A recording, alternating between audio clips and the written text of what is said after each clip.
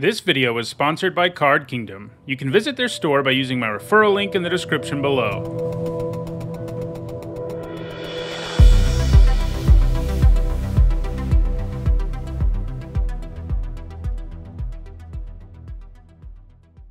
Hi everyone, I'm Nitsa Hone, and it's Friday, and that means it's time for another MTG Top 10, the series where I rank cards based on their historical performance at Magic's highest level of competition. Over the years, I've looked at a lot of color identities, but there's still a few I haven't gotten around to, and one of them is Sultai. Sultai is the name of one of the factions from Khans of Tarkir block, which occupied the green-blue-black wedge. Since the release of Khans of Tarkir, that name is used more broadly to refer to cards with a color identity in those same colors.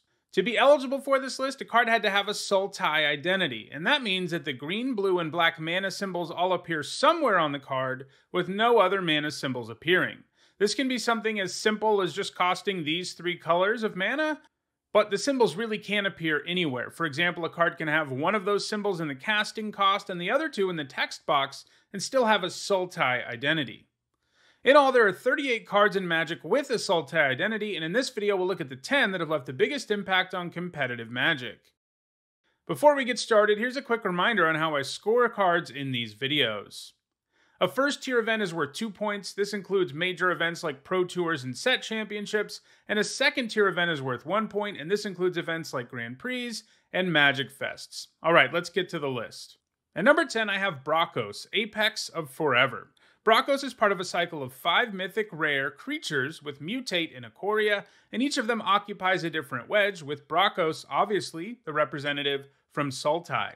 Cast normally, Brakos is a beefy 5-mana 6/6 Trampler, but he also comes with the Mutate ability, which means that you can cast it for the alternate cost and put it on top of or under another creature. If it's put on top, it gains all the abilities of the cards underneath it, but keeps the stats of the cards on top, and that usually makes the most sense because Brakos is already pretty big on his own. It also doesn't stick around in the graveyard. It can be cast from the graveyard using its Mutate ability, which is pretty nice. It only has 1 point, and it came in a Pioneer 5-color Niv Mizzet deck in 2020. That deck is all about multicolored cards, and it could use Bring to Light to tutor up cards like Brakos at an opportune time. Most Niv Mizzet decks never ran Brakos though, and for now at least, that's its only point. At number 9, it is Yarok the Desecrated, another Sultai legendary creature. Yarok is a 5-mana 3/5 with Death Touch and Lifelink, which is a great place to start. But the important thing here is its ability to trigger into the battlefield abilities a second time, which can give you all kinds of value. In Standard, it was played in some versions of Field of the Dead decks, which sought to use the powerful land to crank out a bunch of zombies, and obviously Yarok would trigger the zombie token trigger a second time. That card ultimately got banned out of Standard though. It also has a single point that came in a Pioneer Fires of Invention deck, a deck that ran a lot of creatures with Enter the Battlefield abilities, and that point came earlier this year. It certainly has the ability to gain more points going forward. At number 8, it is Sultai Ascendancy. It has the same total number of points as Yarok, but at a higher average finish, so I gave it the higher slot. In Tarkir, every Khan received an Ascendancy as part of a cycle, and obviously, this one is the one for Sultai. This one lets you look at the top 2 cards of your library on your upkeep, and you can put as many of them as you want in the graveyard, and then put the rest back in any order. This means you get some nice card selection and a nice way to load the graveyard. The Ascendancy made its way into some Sultai control decks. These decks ran various cards with graveyard payoffs, so getting a lot of cards in the graveyard was nice. It hasn't gained any points since 2015. At number 7, I have Bound and Determined. It gets here by being a split card, with one side being Golgari and the other side Simic. Like on many split cards, both sides are kind of situational, but the fact that they come together gives you some serious flexibility. Bound lets you return a bunch of cards from your graveyard to your hand, and you get more cards the more colors the creature you sacrifice has. The Determined side can be used to help protect your other spells that turn from counter magic, and it comes with a cantrip, which is nice. It gained its only Pro Tour top 8s in Sultai control decks, where it appeared in the sideboard in Ravnica block constructed. At number 6, it is Torrent Elemental. In Fate Reforged, there was a cycle of mythic rare, monocolored cards with hybrid mana costed activated abilities, and that hybrid mana is what makes this a card with a Sultai identity. This is a 5-mana 3/5 flyer that taps down all of your opponent's creatures when it attacks, so in other words, they're not blocking. It also comes with an interesting activated ability that allows you to bring it back from exile, which isn't a thing that very many Magic cards can do. It gained all of its points in standard Sultai Whip decks, which used Whip of Erebos to reanimate stuff from the graveyard and attack with them right away. The Elemental was pretty nice as a thing to reanimate because it meant your whole board was going to get in for a hit, and then after the Whip exiled it, later in the game you could return it to the battlefield. It hasn't gained any points though since rotating out of standard. At number 5, it is Sidisi Brood Tyrant. This is the head of the Sultai in the original Khans of Tarkir timeline, and the card is super powerful. It might start out as a hill giant, but it really effectively loads your graveyard while also populating the table with zombie tokens when you do.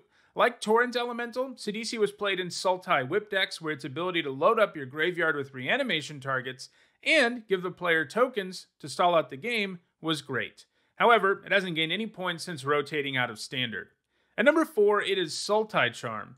As is usually the case in Magic sets with factions, each of those factions receives a modal spell, and in this case they got charms, which traditionally are modal cards with 3 options, and that's what we have here. Sultai Charm comes with some pretty nice options. Most frequently you're going to use it to kill a monocolored creature, but if you're not in a situation where that matters, you can also use it as a disenchant effect or draw 2 and discard 1.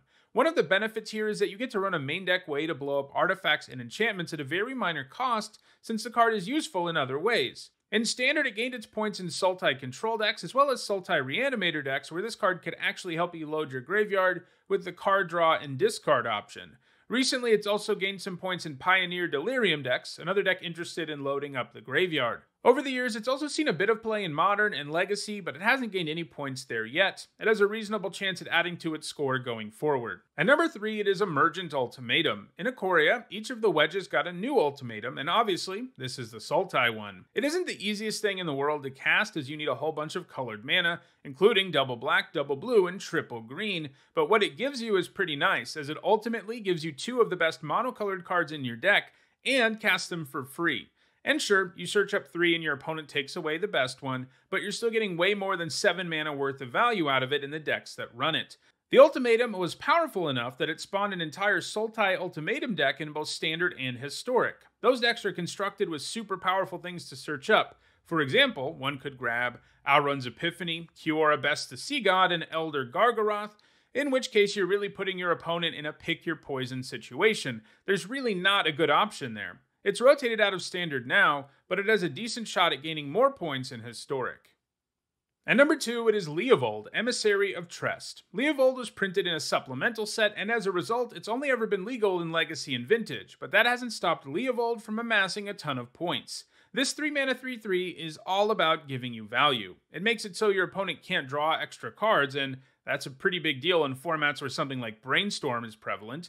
And in addition to that, if you have Leovold in play, any removal spell your opponent casts now becomes a 2-for-1, because Leovold draws you the extra card. So he really makes sure you're going to come out ahead in terms of card advantage when he's in play. Leovold has seen pretty heavy play in both Legacy and Vintage, where he has fit right into decks like Bug, which these days is sometimes just called Bug Leovold, and Bug, incidentally, B-U-G, is another name for Sultai. It's the older pre-Khans of Tarkir name people often used for it, and in the Eternal formats, people typically still use those older ways of talking about this wedge. Anyway, those decks are aggro control decks loaded up with efficient creatures who almost always make sure you're coming out ahead with card advantage. Leovold continues to be a key card in the Eternal formats, and it's going to be interesting to see if it can ever pass the number 1 card on this list, which is Tasigur the Golden Fang. He's the head of the Sultai in the Fate Reforged timeline. In that set, the cons of each of the factions were monocolored cards with a hybrid costed activated ability.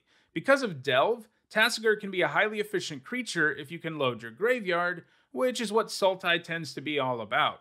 But there's even more than that. He also has a pretty sweet activated ability that helps you load up your graveyard while also giving you back a card. Your opponent does get to choose the card, but at least it's a non-land, so you'll be getting something real most of the time, while also loading the graveyard so that other cards can take advantage of it. Unsurprisingly, Tasigur has been good in graveyard decks across every format he's ever been legal in. He saw significant play in standard Abzan decks. All of his non-standard points have come in graveyard-heavy decks like Dimir Inverter in Pioneer and Hollow One in Death's Shadow in Modern. He's likely to continue to gain points, and probably needs to, or Leovold will eventually surpass it. Well, those are the 10 Sultai cards that have left the biggest impact on competitive Magic. If you want to own any of these cards, you can find a direct Card Kingdom link for each of them in the description. If you want to make sure you catch future episodes of MTG Top 10, don't forget to subscribe and turn on notifications. If you want to catch up on past MTG Top 10s, including several more on color identities, you should see some playlists on your screen shortly. And if you want to give back to the channel, that's something you can do on Patreon. Thanks for watching.